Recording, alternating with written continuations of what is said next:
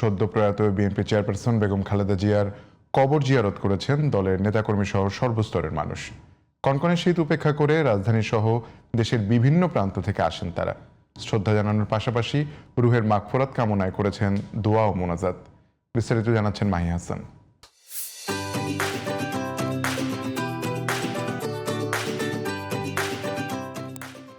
আমি একটু দেখতে আইলাম, মায়া লাগছে দেখে আমি আইছি দেখতে।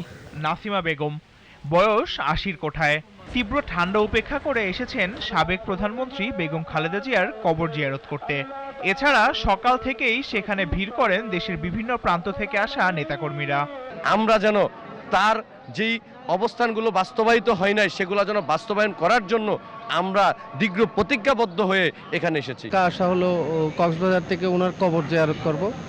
কাজের ব্যস্ততার জন্য আসলে জানাজায় আসতে পারি নাই। ষষ্ঠ দিনে এখানে আসলাম, ওনার জন্য দোয়া করলাম। তার প্রতি অগাধ ভালোবাসা আছে, এই ভালোবাসার তাগিদে আসছে আর কি মানুষ। শহীদ রাষ্ট্রপতি জিয়াউর রহমান ও সাবেক প্রধানমন্ত্রী বেগম খালেদা জিয়ার সংগ্রাম আর আপসহীনতার কথা জানাতে সন্তানদের নিয়ে এসেছেন অনেক পিতামাতা।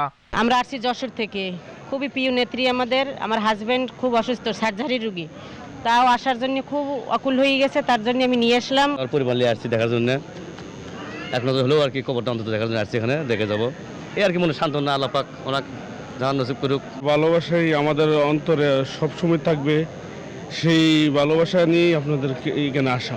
শ্রদ্ধা জানাতে আসা মানুষেরা আরো বলছেন, দল মত নির্বিশেষে এই ভালোবাসাই জানান দিচ্ছে মানুষকে অমর করে রাখে তার কর্ম।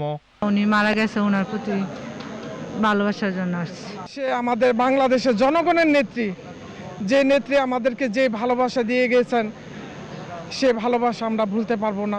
দিনভর দোয়া আর নীরব শ্রদ্ধায় এক আবেগঘন পরিবেশ বিরাজ করে জিয়া উদ্যান জুড়ে। Mahi Hasan, GTV news, Dhaka.